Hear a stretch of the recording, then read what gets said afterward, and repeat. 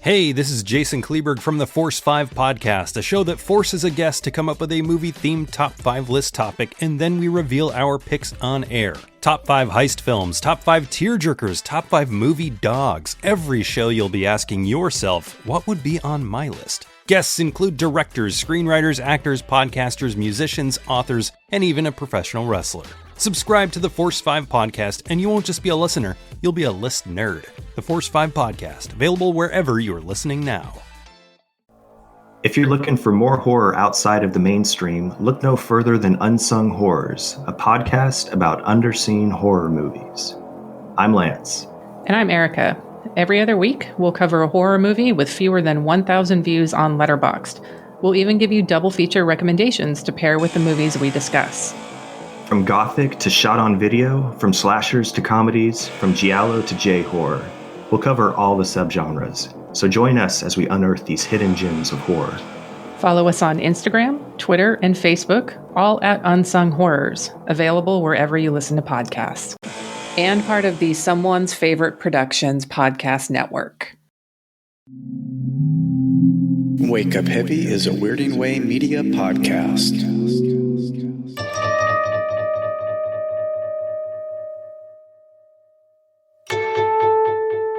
Welcome to Wake Up Heavy, the world's greatest horror movie podcast. On this episode, my weird dad and I will be talking about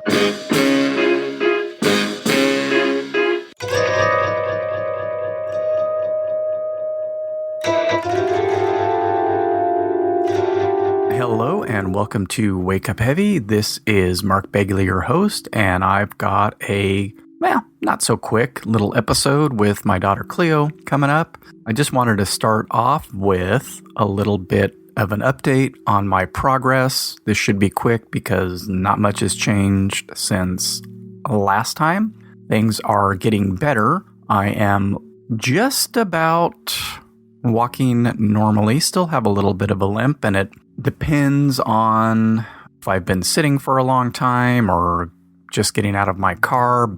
My gait is just about normal, and that is pretty much sans physical therapy. I do have a referral, but I am waiting for my wonderful health insurance, Blue Shield, to process my frickin' hospital claim, my $267,000 hospital claim, which they have still yet to process. And of course, they tried to pass it off on me or someone else by asking if it was work-related or because of a car crash, etc.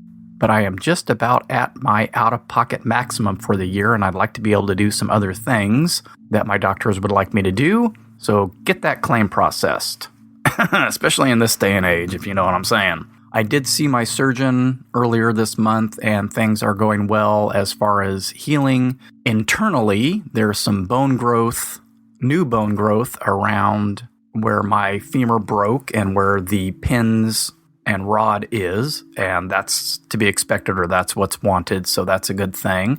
Didn't really have any scars to heal. They were pretty much healed up by the time I got home. And like I said, just the limp, the gait is progressing every day. I can see that within a couple of weeks here, I probably won't even have a limp anymore. Don't care if I do, honestly, but I know it can sort of mess you up otherwise. So that's it for me as far as progress. No walking aids, nothing else going on. If I get to PT for strength, great. If I don't, whatever. A little correction from, I believe, last episode, may have been the one before that, I don't really recall, but I had mentioned that I released 5 episodes last year through Wake Up Heavy, and that is not true. I released 4.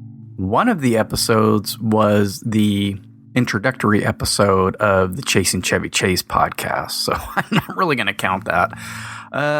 We're at 3 so far this year, and it's only April, so things are looking up. All right, so this is Cleo and I talking about a handful of movies that we watched over spring break, a couple more in depth than the others, and the only thing we left off, and this is my fault, and I did this with the film Cuckoo when we talked last time, because I forgot to add it to my watch list. I've logged the films on Letterboxd, and then when I log films, I create an annual watch list. And if I forget to put it on the watch list, I usually don't catch that. So we didn't talk about Stop Making Sense, the Talking Heads concert movie by Jonathan Demme. We watched that, I believe, on Cleo's request early in the month. And I'm not going to say anything about it because maybe we'll get to it the next time we talk, or I'll try to remember to get to it the next time we talk. But just to say that every time I watch that damn thing, it just makes me want to listen to nothing but Talking Heads. It's just such a fun, energetic, musically wonderful show.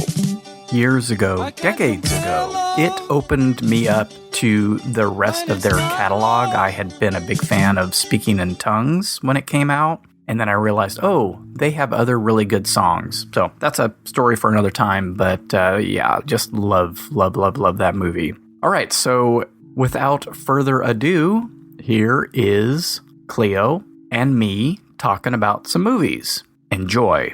After this quick message. We gotta make like eggs and scramble!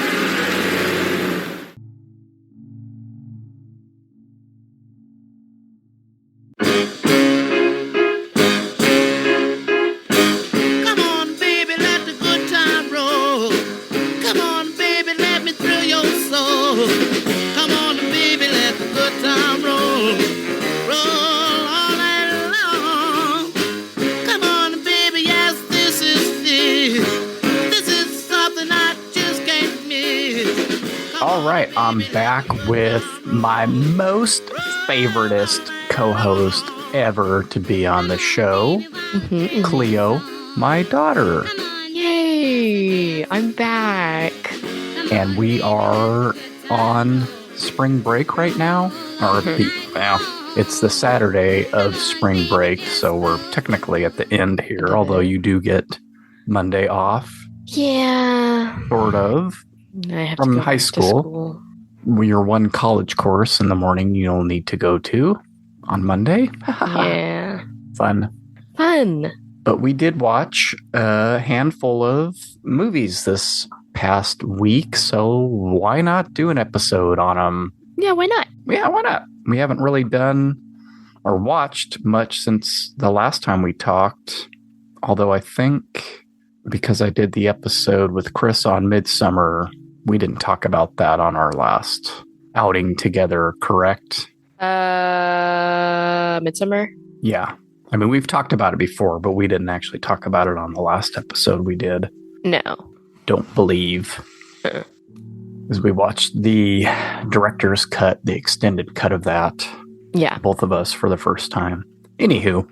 Some added scenes. It wasn't that. Yeah, not a whole lot. Yeah. Added to it.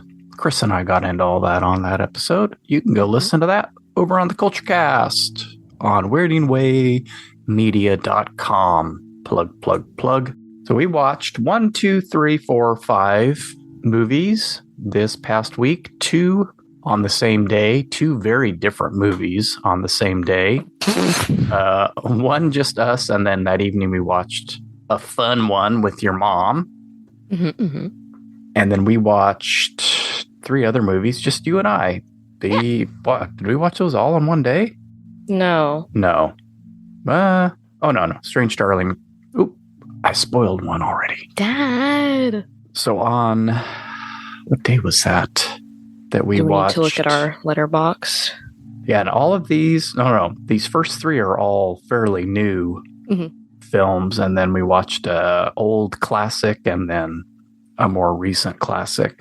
But starting off, we watched the Steven Soderbergh film, Presence. Yes. I picked it, right? I don't remember. Yeah, we were kind of scrolling through stuff, and that one came up. I had watched the Red Letter Media video on it, and they seemed to really like it. I had heard about it when it came out, and then it sort of disappeared. I think it just started streaming somewhere, but I could be wrong. That's my vote. Maybe.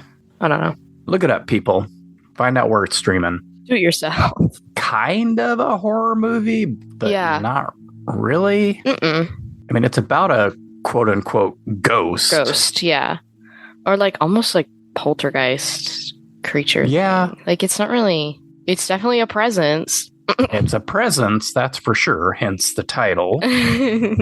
And you are experiencing the film from the presence's perspective, which is fun. Yeah, it's one of those things that can be off-putting for me, that attempt to do single shot scenes can get tiresome sometimes. So basically, the only cuts in the movie are when you change scenes. There are no cuts within a particular scene. And it's from funky angles because it's looking at people. It's a first-person perspective. Yes. It's subjective. First-person perspective at a kind of higher level, like eyesight like taller. level. It's That can be a little odd. There's a German movie or something called Angst that does something similar to that. To me, that one was off-putting. This one, I got used to it pretty quickly and it didn't really bother me, but it can be kind of jarring to have that throughout a movie and not just, a particular choice for one shot or something. It's the whole movie. Yep. And there were some scenes with like movement where I was like, it's a lot. Yeah. It's basically like Steadicam throughout the whole film. As a horror movie, though, how would you rate it? As a horror movie? Out of like what, 5 or 10? Well, I mean, would you consider it that or? Not really. It's like spooky, but it's not entirely a horror movie. Because there are scenes like in Poltergeist, which it references. The dog is barking. Specifically with the end credits being in the Poltergeist font. Oh, yeah. But there are items being moved by the presence in the film, and it's kind of janky and almost seems like it's like stuff on a string or whatever. But I think that's fun, though. It added a little like uniqueness to it. I liked it. It's more a real life horror story. Yeah. The idea that the daughter of this family moves into a house, discover that there is something there with them. The daughter of this family just lost one of her friends to an apparent drug overdose. Yeah. And so that's sort of the main focus, is how she's dealing with that, this presence in the house, how it's connected to that. Yeah. And the family dynamics and all that. Interesting. Not particularly scary, but it was real life horrors. Yeah. I guess. With a little supernatural. Yeah, there's a supernatural bent. They have a medium come, so there's almost a quote-unquote seance scene, but not really. And the guys on Red Letter Media said that and we won't spoil the last shot here, but they said that the last scene or the last shot gave them goosebumps, and I just couldn't figure it out what they were talking about. Yeah. It involves this like antique mirror in the house, and I was like, oh, to each their own as far as scares go, but I don't know. Or maybe it was her reaction. Lucy Liu is the mom in the movie, and maybe it was her reaction to that. Yeah. I don't know. It was enjoyable. Yeah, it was a pretty good movie. Like I liked it, but it wasn't like spooky scary. I think the only thing you've seen by him is that film Kimmy we watched. Oh yeah, the Alexa horror movie. Yeah, with Zoe Kravitz. Yeah, Zoe Kravitz. Yeah, that was pretty good. Yeah. He is interesting. He does big budget movies. He does these really super low budget things shot on iPhones, whatever it takes to, and made it on the scene with a movie years ago with James Spader and Andie MacDowell, Margaret Qualley's mom. Put all of them, well, not James Spader maybe, but put all of them on the map. It's called Sex, Lies, and Videotape, and it took over Sundance that year or whatever. It was one of the really big indie films that sort of started that whole craze in the early 90s and stuff. So he's an interesting dude. Yeah, it was an interesting movie. It was different from what we were reading It's not what I expected, because I know you told me, you were like, it's from the perspective of the thing in the house. And I was like, okay. And then it was much more like what you were saying, like real life horrors and just stuff like that. It's not what I expected, but it was good. It wasn't bad. Kind of low key. Yeah. Personal family stuff. Very different. And I'm saying that because it was very different from the movie we watched that night, which we'll get to later, because I think we want to focus kind of on that and one of the other films that we watched. Very different than our boy Oz Perkins' latest film. He's had 2 films in less than a year. We talked about Longlegs a while ago, and all of his other movies, you and I did at least. So we all watched together as a family, The Monkey, based on Stephen King's short story from Skeleton Crew. Completely different tone, vibe. Definitely a horror movie. Yeah. Totally gory. So we'll get back to that, though. Oh, yeah. And maybe we'll even get back to the next one, too, because a couple days later, I was like, I'm watching this because I've been wanting to see it for a while. A movie called Strange Darling with Kyle Gallner and Willa Fitzgerald. And I think I mentioned to you the opening scene I had caught, like, I think 2 years ago, which makes sense because they've got the... Didn't it come out in 2023? No, it did not come out in 2023. It came out last year. But the date on the film is 2023. And so I don't know what held it up. Yeah, I saw that clip a good year and a half ago and thought, oh, he's in another horror movie, because he was starting to be in a string of... I mean, he's always done horror, but he was in the latest Scream or whatever, and he was in Smile and a bunch of other stuff all at the same time. Yeah. And so I was like, oh, well, that dude's in another one. And then I don't even know if we had seen Fall of the House of Usher yet, which Willa Fitzgerald was in, and I thought she was one of the best parts of that. Yeah, she was good. And Ed Begley Jr., my boy, was in that, or I had found out that he was in it, so I was looking forward to it. And then it came out and did really well, especially critically, and I thought, okay, I'm watching this when it comes out, and it's been out for a little while, and I wasn't going to wait any longer, and you were home, so you watched it with me. Yeah. So we'll talk about that and The Monkey in a bit, but because of Strange Darling, their opening crawl, I told you, oh, they're riffing on the Texas Chainsaw Massacre here, where they've got an opening crawl and they've got a narrator explaining these horrific crimes that happen in this area. And it's a direct nod to Texas Chainsaw Massacre. We, the next day, watched that. Yeah.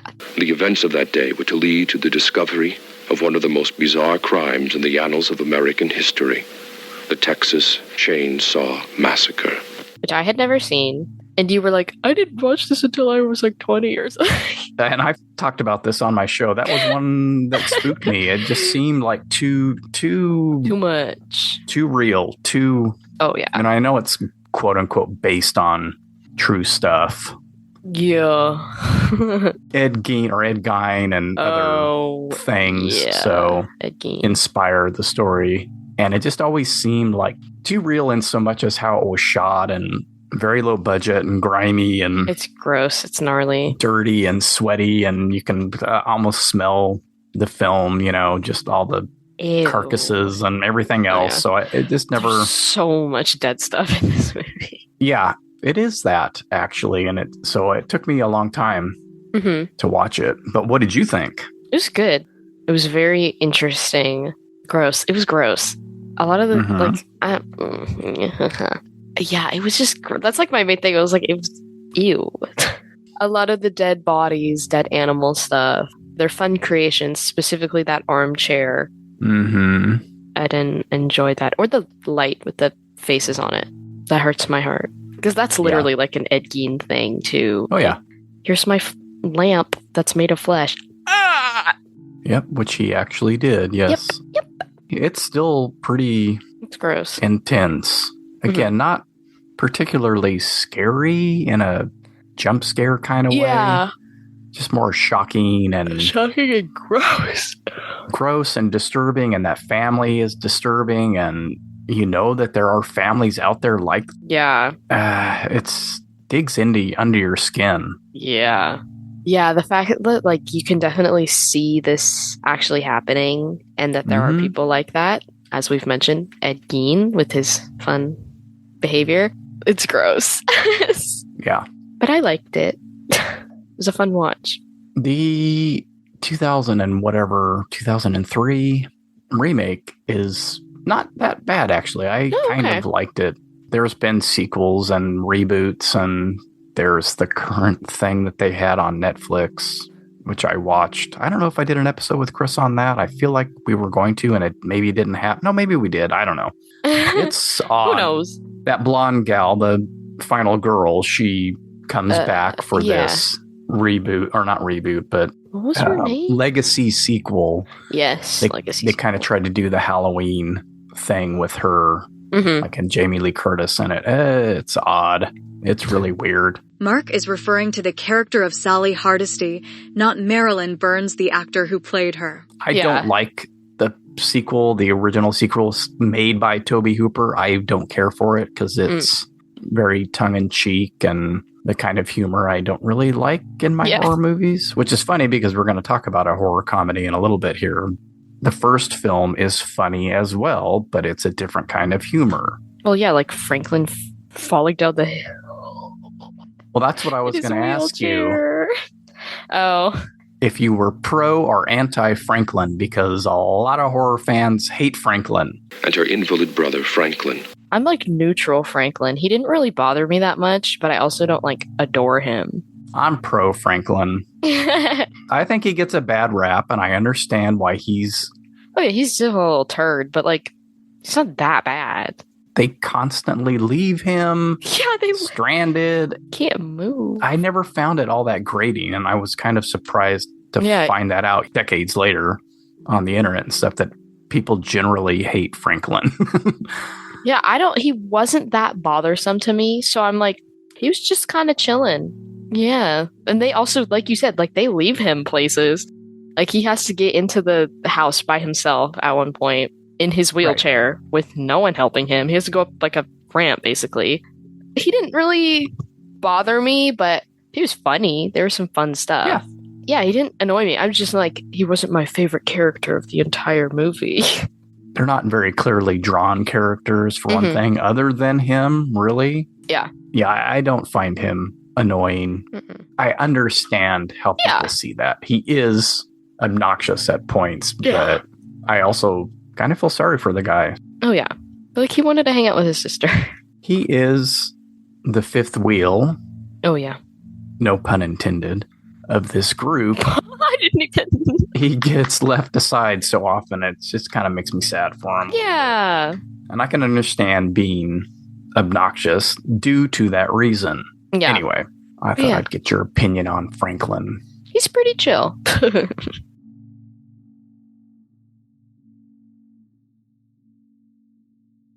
You're fond of me lobster, ain't you? And then we watched The Lighthouse, another Robert Eggers film you hadn't seen. It was weird. Yeah, it's very weird. It's kind of fun, though. I saw that in the theater because of The Witch and liking The Witch so much, and I was like, okay. Okay. It's a bit much. Much. More than Nosferatu as well, also. Claustrophobic. Oh, yeah, it's so small. Two people going at each other for a whole movie can get a little grating after a while, but it is very... I like how it's shot. I like the square aspect ratio. I like the stark black and white. Yeah. And I like both of them in it, especially Willem Dafoe. He's a little weirdo. I mean, he always is, but like the farting. The farting. You goddamn farts! You goddamn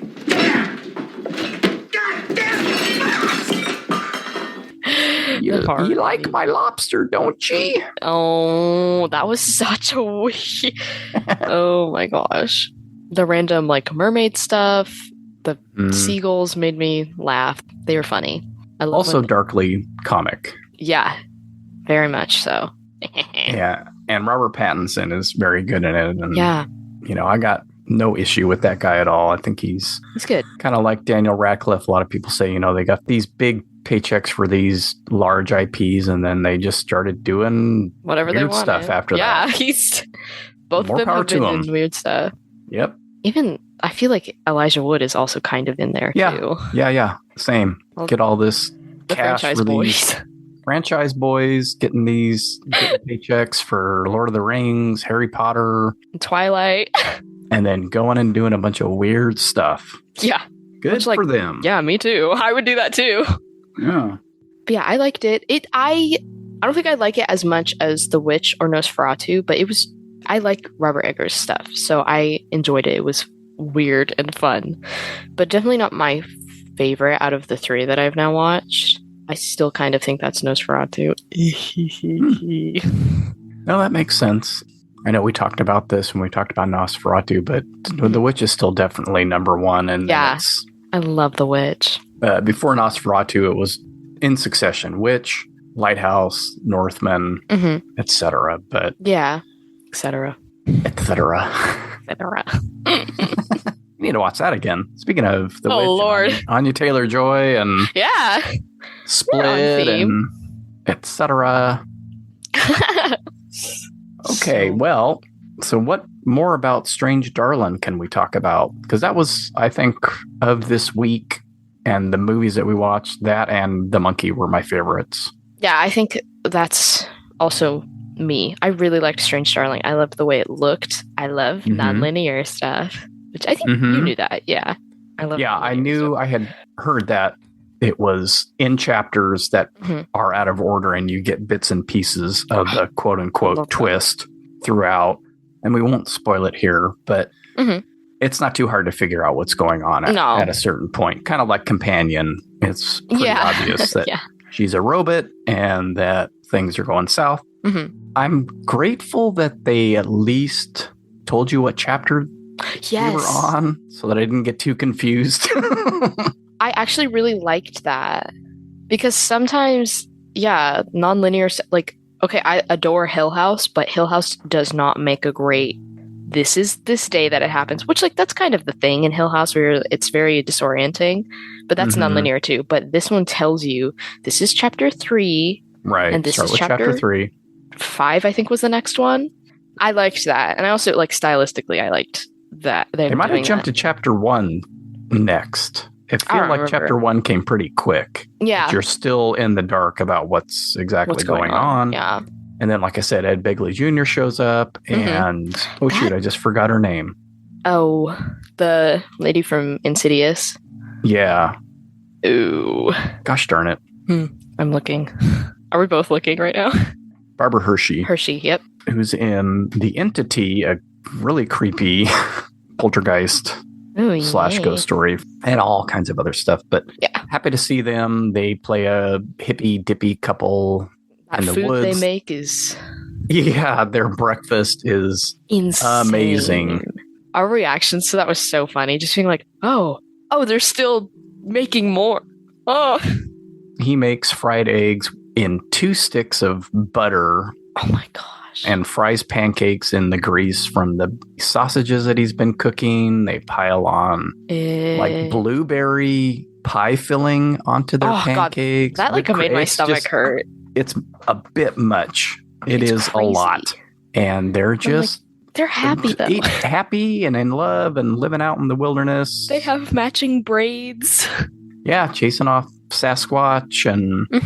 These people interrupt their lives, and it doesn't end well for them, and it's pretty sad. Actually, that was a very, not to spoil it again, but that was upsetting. It was upsetting the way they shot that. I did not like that. This is not cool at all. It was a pretty like cruel, kind of mean thing.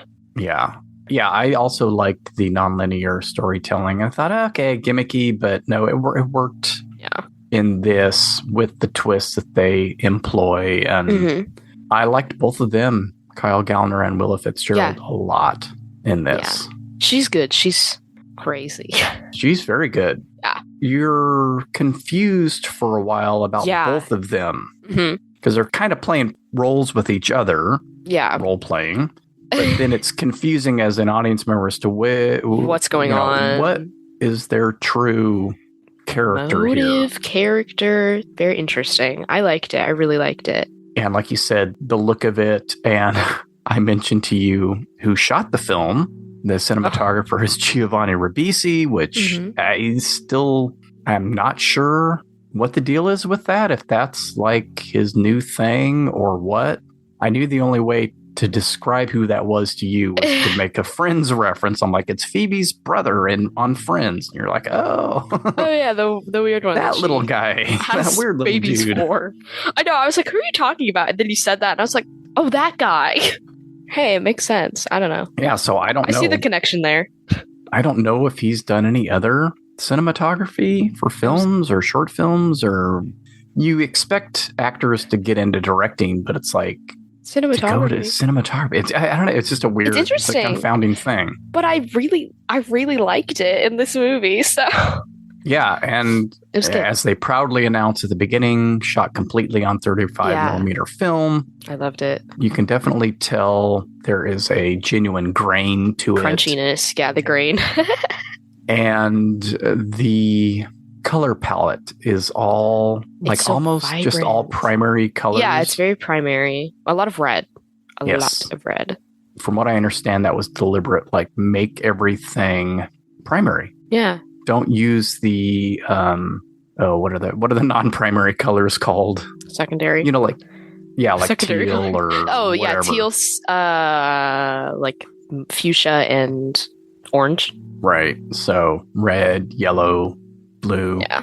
And it works. It's very striking to look at. And also there are times where I was like, this is modern, right? The very beginning scene is her in that old car, but then it also cuts to him and he's in a very like modern truck. And I'm like, what? And then one of the scenes, it's when she leaves the motel and she goes into the, I don't know what business or whatever that is, but the girl with the red scrubs is in there. It's the lobby of the hotel, I believe. Oh, okay. The motel. It's very like 70s looking, and even the main lady there, the like receptionist or whatever, is very 70s looking. But then the other girl pulls out a cell phone, and I'm literally like, right, what? But I love that because they do that in It Follows too, and I love it.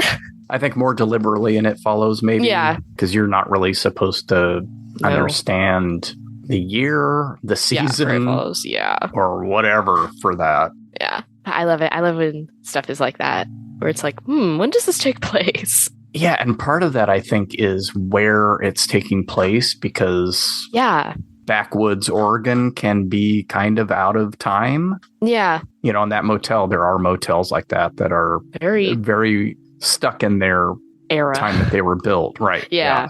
But I liked it. Visually very good. And I liked the story. It was interesting. I enjoyed it. Yeah. Twisty and twists. It was good. I was surprised by the end, actually. Again, not to spoil it, but I thought they were going to get away. Yeah, so did I. They kind of don't. Not really. Met their match, finally, at the end, with the lady in the truck. Yeah, the cool native lady. Yep. She looked familiar. I need to look at her stuff. Yeah, I don't know. I might just be being like, Well, I know that the male cop, he was on Breaking Bad, I believe. I think the female cop looked familiar to me, too, and she's probably on something. I don't know. I need to go and check. I usually look all that stuff up when we're watching movies. Try not to so much these days. Get trapped in this. Like, where are they from? Where are they from? Oh, who's that? I know that face. Like when we're watching The Pit or whatever. That's something else we've been watching. Was really like everybody else that I follow on Twitter, at least. Everybody fell in love with The Pit. Great show. Noah Wyle. It was really good. I enjoyed it. Fiona Dourif. All kinds of great people. Great not procedural. Yeah. I've seen some medical procedural. Well, yeah, sure. Yeah. That's what I've seen people call it. One day, 15-hour period in one day in a Pittsburgh hospital. It was good. I really liked it. Yeah, it was very good. Looking forward to the next season. Yeah, they're already on it, aren't they? Yep, they are. Exciting. Hee hee.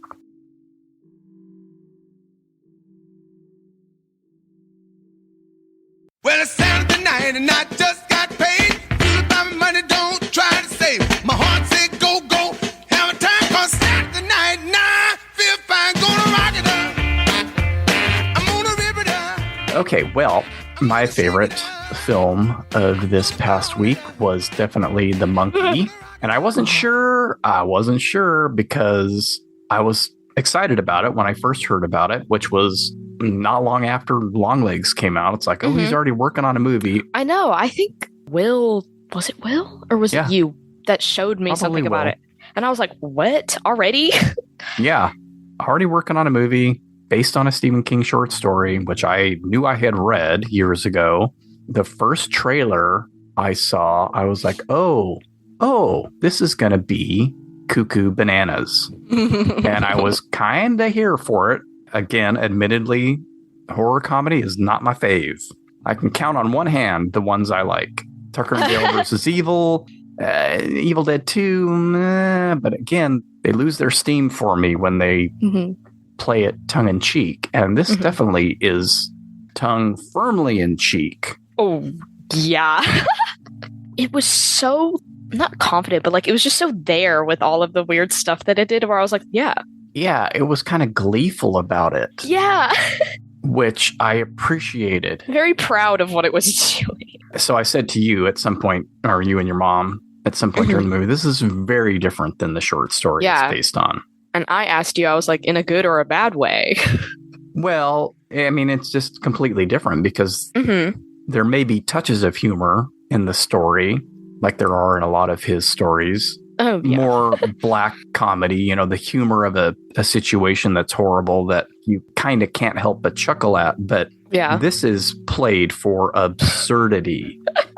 The story is not. Though. The shallow differences are, it's not twins in the story that grow up. It's brothers that are considerably different in age. And the main brother is married and has kids and they're back at the aunt's house. Like the aunt finally dies who took care of them. She finally dies. The one brother, the younger brother in the story, goes back to the house with his family to clean it up, discovers the monkey, and then proceeds to have flashbacks to all these horrible events that happen. Yeah. Then gets rid of the monkey at the end of the story.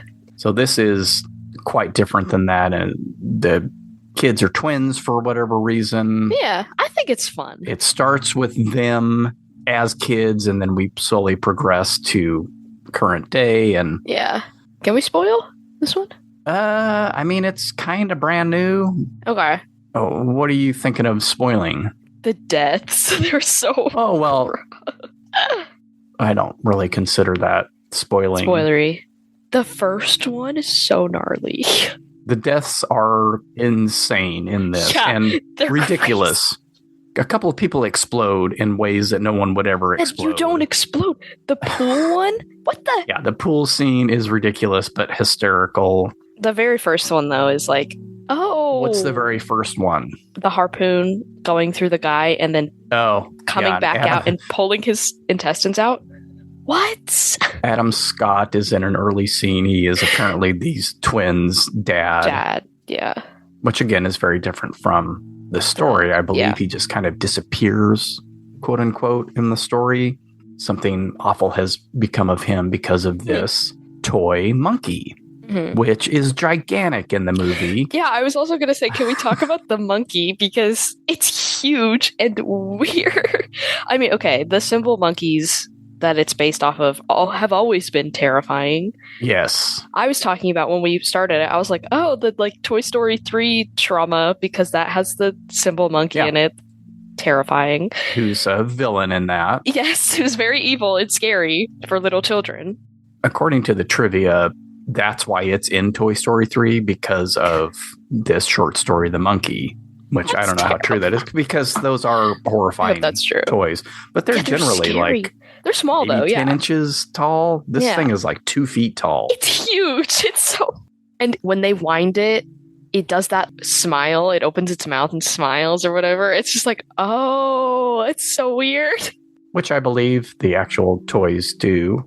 I don't like that. I don't enjoy that. That's frightening. Mouths that open, and of course cymbals, which Disney owns now because of the Toy Story 3 thing. So this one plays a drum instead. Yeah. Which they use to good effect with the spinning drumstick. And The whole point is that in the story or in the movie, when the monkey crashes its cymbals or bangs its drum, somebody dies some horrible way just because it's an evil toy monkey. There's no monkey lore. It just kills people. Yeah, and I don't remember if there's monkey lore in the story. Because, a lot of the short stories, they don't get into the deep stuff. But I can't remember if there is some kind of vague explanation as to how it got this way. But yeah, there's nothing in the movie at all about that. Which is, it's fun like that. Yeah, Adam Scott tries to get rid of it at a pawn shop. That goes horribly wrong. Takes out the owner of the pawn shop. And then presumably Adam Scott disappears or dies after trying to burn it with a flamethrower. And then we go from there to the kid's life. Every time this monkey bangs its drum, somebody dies. They get the idea, well, maybe I could make somebody die on purpose if I wind it up and have it bang its drum. And that goes wrong. And that's what divides them. And when they're grown up, they don't really speak to each other. The reason I totally went on a tangent, but the reason I was concerned about it, I was really excited when I first heard about it. I saw the trailer. And then before we watched it, I had read all of the reviews. Oh, don't do that. More like audience reviews, and they were all 2 or less stars. And this doesn't make any sense, and it just doesn't go anywhere, and blah, blah, blah. And I'm like, But I enjoyed the heck out of it. I thought it was a hoot, totally different from his other films. Yeah, I was going to talk about that. Like the other ones that we've watched, because we were talking about how funny and like weird this one is. And I was thinking about Longlegs, and I was like, Longlegs was not very... There was definitely comedy in Longlegs, but it was not the whole thing. And it's weird. Mm-hmm. But yeah, different. Blackcoat's Daughter and I Am the Pretty Thing. Whatever that title is.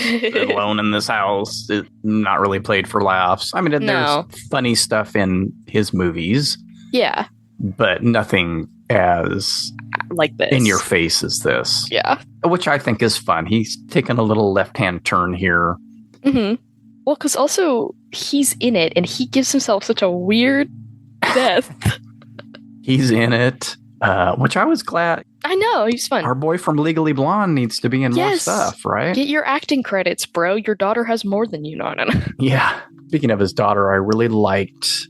That just made me think of that shot when he walks into the bathroom at school. Mm-hmm. The twin that's kind of the main twin of the story, the put-upon twin. He's a little bit of a loser. Sorry. Yeah, I mean, he's just more... He's kind of a loner, not really... Yeah. And that shot of the girls, the mean girls in the bathroom. They're all that just like... Composed. Posed it up. Almost made me think of Wes Anderson stuff for a second there. It was very stylized. Very stylized, and I'm like, oh, we're definitely floating in different waters with this film for him. Yeah. Ignore the audience reviews because people don't know what they're talking about. It's a lot of fun. It's interesting. He purposefully Osgood Perkins wanted to make this humorous because the first draft that he had read of the script was like dead serious, like the story. Dark, yeah. And he's like, I mean, it's a toy monkey. There's got to be humor. I was literally going to say, like, it's a toy monkey that's just killing people for fun. Right. You kind of have to give it some... It should be kind of ridiculous. Yeah. With his history, I don't know how much you know about his parents' deaths. Well, you know, his dad is Anthony Perkins. Yes, I do. And he died of AIDS. He was a closeted gay man. Yeah, I knew that, You know, he had that environment growing up where it was this weird, also closeted family secret, but not a secret. And their mom, who was kind of an actress, but I think more known for photography, her sister was an actress.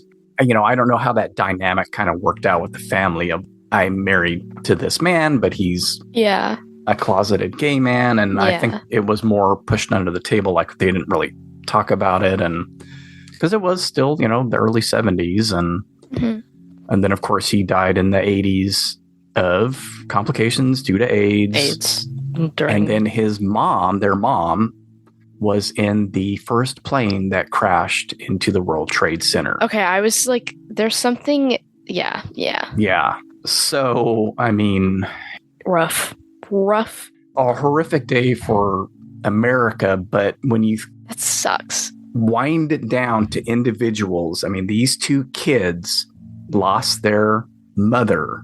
That's the individual horror for him. Yeah. In this grand, horrific event, they lost their mom and they had already lost their dad. I mean, they were adults by then. But that's still Or close to being adults. I think he's a little bit older than. Yeah, I mean, of course. Yeah, like It's still doesn't- bad, yeah. but they weren't. Like kids. It's not like in the story where the kids have to now go live with their aunt and uncle, but there is definitely that part of the story here with them, as far as, you know, a personal connection to a weird Stephen King story. Mm-hmm. They lost both their parents, and so he has some connection with that and decided the way his mom died, probably not so much the way his dad died, but the way his mom died was sort of an absurd thing, right? That's how very, like, that doesn't happen a lot, so... No, well, Yeah, hopefully not, but, like, it's a very, like, one-time thing, hopefully. So it's just, like, really bad. You go through that whole thing of, well, why my mom? And I'm like, well, why not your mom? I mean, why all these other people that were on the planes, that were in the building, et cetera? You can extrapolate out to, I mean, all death is not only absurd, but also completely normal. Yeah. I mean, everybody's going to die. Hey, that's what his mom talks about. That's what his mom says to him, exactly. I'll try to insert the quote here because it's perfect. It's either in your sleep or some totally ridiculous way. Yeah. And they go for ridiculous in this. Yeah. Everybody dies. And that's life. I'll die. And you will both die. And all of your friends and their parents and all of their pets and everybody. Some of us peacefully in our sleep. And some of us horribly, violently, tied up with clothesline and screaming through duct tape over our mouths and all that jazz. And to hell with it. Oh, come on, let's go dancing. Well, it's sound of the night and Like adding a humor to the ridiculousness of it. What are you going to do? Yeah. What can you do? Everybody dies. Yeah. It was a fun movie, though. I really liked it. And it was, as far as the humor goes, their mom, I'm thinking of in particular. Yeah, that's who I was. She's Her line delivery was great. a little oddball. Yeah, she was a goofball, and it was really fun, though. That part of it reminded me of Tucker and Dale versus Evil, where the dialogue and stuff was so crisp and right and funny. Like the priest. I was going to say the priest being like, bros. Presiding over the babysitter's funeral, and then later. So bad. It worked for me, and I could see, though, it not working for, you know, these people that didn't care for it. Yeah, but also, like, people need to, like, bring back, like, actually having humor and stuff, because, like, you're no fun. You're no fun. People who are like, it wasn't serious enough, it needs to be less funny. Like, bro, let it be silly. Again, like we said, this is a movie about a killer toy monkey that kills people when it bangs its drums. You wanted it to be serious? To me, that would be a tighter line to walk to make it not ridiculous. Yeah. Because I think it's inherently ridiculous. Yeah, not have people laughing at it because it's dumb or missing whatever. the mark. Yeah. That'd be hard to pull off. I think that's a good call to say this needs to be ridiculous because it literally is. I guess in the right hands and even in his hands, it could be pulled off. Yeah. Because he can do darks that, like, Black Coat's Daughter is a pretty serious movie. Yeah. And dark. Very dark. Yeah, it's very dark. And some of the shots of the monkey in this are genuinely frightening. Yeah. It's like he's a little freak. He could pull it off. Somebody else could pull it off. But two, I also think that, inherently having a toy be the harbinger of death is inherently goofy. Yeah, it's goofy. It's silly. Of course, there's like creepy dolls and stuff, but I think dolls are also inherently more creepy, so you can get away with it more, being more serious. But a monkey... It could be done, I'm sure, but I think feel like this was the right call for this. Yeah, and also we enjoyed it, so, you know, the most important thing. Yeah, and definitely rewatchable. I think it was under 90 minutes. It wasn't that long, yeah. I believe it was under 90 minutes. Something like that. I don't know, but I very much enjoyed it. The monkey was 1 hour 38, so literally. Just over 90 minutes, so yeah. But still, moved quickly. Still pretty short. Good supporting cast. A lot of goofy people. Fun. Totally fun. It was fun. I liked it, yeah. He's batting about 900 for me. I like him. I like his stuff. I Am the Pretty Thing, still a little shaky on, but yeah, I've enjoyed everyone I've seen for multiple reasons. I also agree. I like him. Yeah. Anything else you want to talk about? The monkey or Strange Darling or any other monkey kills that? Let me think. The bee one, the wasp one, that one was gross. That hurt my heart. I thought we were going to have another explosion with the wasp. Yeah, I thought he was going to explode. And then he kind of just got eaten. It was gross. Yeah, that swimming pool one is the funniest one to me. It's ridiculous. The setup for that is sort of ridiculous too. Why is this chick even out there in the middle of the night? Ready to jump in this pool. The machinations of how this happens. And that's kind of the point. It's dumb. Goes back to what happened to his mom. It's all ridiculous. Why did this happen? Why did this happen to her? Why is this girl out there late at night getting ready to swim in this pool where no one else is really around? And that's not safe in the first place. And then this absolutely ridiculous confluence of events causes her to explode horrifically. Well, even his cameo character's death, he got trampled by a herd of wild horses in his sleeping bag. Yeah, the uncle. Yeah, with his one chops. Yeah. So silly. Very much so. Very silly. Anything else? I think that's it. Cool. Once again, can always end these by saying, who knows when we'll be back? Because you don't really have any vacations until summer vacation. But who knows what'll happen. We may watch some stuff and have some free time to do this again before then. Maybe after my grad practices, we can come home and I watch a movie. Okay. I don't know when that is, so. In May, the end of May. Come on now. Alrighty. Well, thanks for joining me.